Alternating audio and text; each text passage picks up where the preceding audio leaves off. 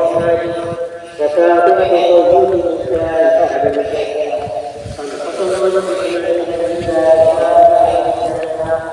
وقد نصر الله رضوان الله تعالى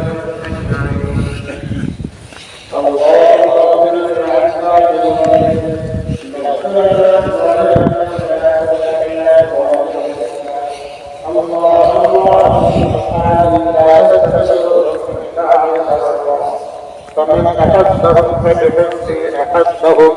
ومن أبغضهم فببغضه أبغضهم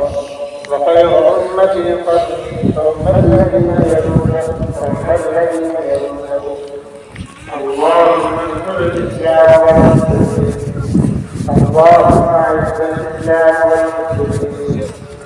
اللهم أعز الإسلام والمسلمين اللهم انصر الإسلام والمسلمين